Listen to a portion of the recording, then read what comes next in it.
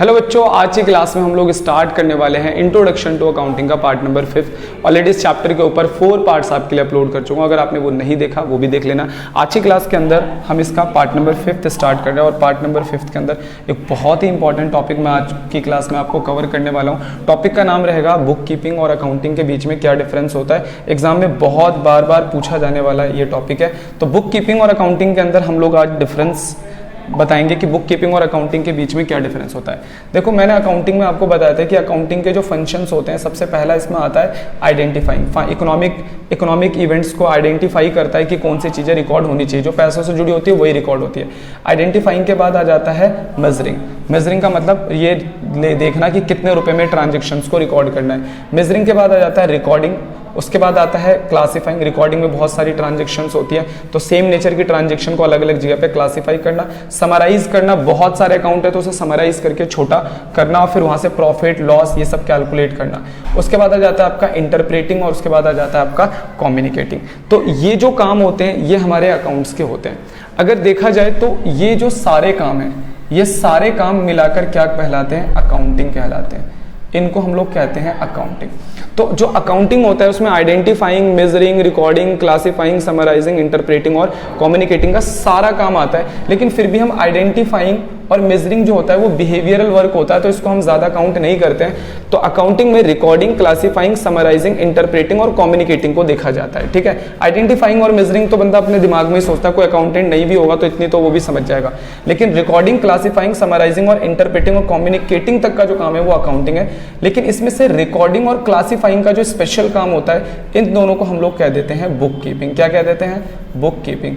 तो मैं ऐसे बोल सकता हूं कि बुक कीपिंग और कुछ नहीं है बल्कि ये अकाउंटिंग का एक पार्ट होता है। अकाउंटिंग का जो प्राइमरी स्टेज होता है उसी को हम लोग क्या कह देते हैं? Book keeping. तो बुक कीपिंग कंसर्न रखता है किससे? रिकॉर्डिंग और क्लासिफाइंग से, और अकाउंटिंग कंसर्न रखता है हमारा रिकॉर्डिंग, क्लासिफाइंग, समराइजिंग, इंटरप्रेटिंग और कम्युनिकेटिंग सबसे।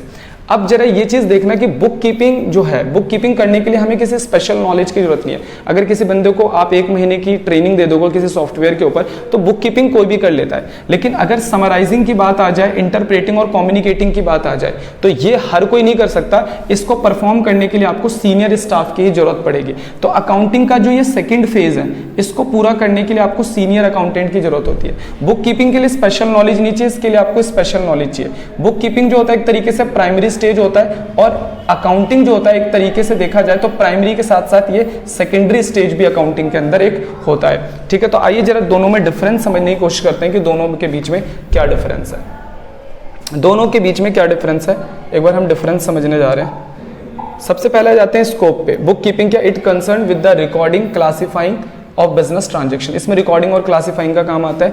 It concern with the recording, classifying, summarising, analysing, interpreting और ऑफ फाइनेंशियल डाटा, या कम्युनिकेटिंग भी आप लिख सकते हो। स्टेज पे आ जाते हैं। Book keeping is the primary stage of the accounting. ये प्राइमरी स्टेज होती है। Apart from the primary stage it exclude the secondary stage. कह रहा है कि अकाउंटिंग के अंदर एक प्राइमरी स्टेज के बाद एक सेकेंडरी स्टेज भी आता है। अकाउंटिंग के अंदर प्राइमरी स्टेज के बाद एक सेकेंडरी स्टेज भी आ जाता है। तो ये दो बातें आपको यहाँ तक की क्लियर हो गई होंगी। ठीक है, उसके बाद थर्ड नंबर पे हमारे को बताया जा रहा है nature of job. It is a routine job और क्लैरिकल नेचर। जो अकाउंटिंग का काम होता है ना वो डेली किया जाता है। एक दुकान पर रिकॉर्डिंग डेली किया जाएगा, क्लासिफाइंग डेली, लेकिन समराइजिंग साल के एंड में होगा।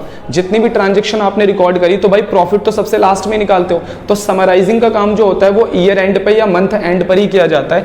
तो समराइजिंग का काम रूटीन, बुक कीपिंग का जो काम होता है वो रूटीन होता है, यानी डेली किया जाने वाला काम है। जबकि ये दूसरा काम जो होता है वो क्या होता है? एनालिटिकल। अकाउंटिंग का काम एनालिटिकल नेचर का होता है, यानी जो कभी कभी किया जाता है। अब आ जाते हैं हम नॉलेज पे। तो बुक कीपिंग करने के लिए ज्यादा नॉलेज नहीं चाहिए, लेकिन अकाउंटिंग के सेकंड पार्ट यानी कि ये वाला पार्ट करने के लिए आपको स्पेशल नॉलेज चाहिए। It required the basic knowledge. इसमें सिर्फ बेसिक नॉलेज होनी चाहिए। आपको रिकॉर्डिंग करने के लिए जर्नल और पोस्टिंग वगैरह आपको थोड़ी पता होनी चाहिए। It required through the knowledge of the accounting principle, procedure and practices. बहुत इंपॉर्टेंट बात है डिफरेंस। बुक कीपिंग करने के लिए आपको स्पेशल नॉलेज की जरूरत नहीं होती है, इसमें सिर्फ थोड़ी बहुत जर्नल एंट्री और पोस्टिंग की नॉलेज होनी चाहिए। जबकि अकाउंटिंग करने के लिए अकाउंटिंग की complete knowledge, principles, procedures, practices, हर चीज की नॉलेज आपको बहुत ही बढ़िया तरीके से होनी चाहिए। उसके बाद नेक्स्ट है हमारे को स्किल रिक्वायर्ड। तो बुक कीपिंग करने के लिए आपको कोई स्पेशल स्किल की रिक्वायरमेंट नहीं होती, लेकिन यहाँ पर आपको एनालिटिकल स्किल की रिक्वायरमेंट होती है। तो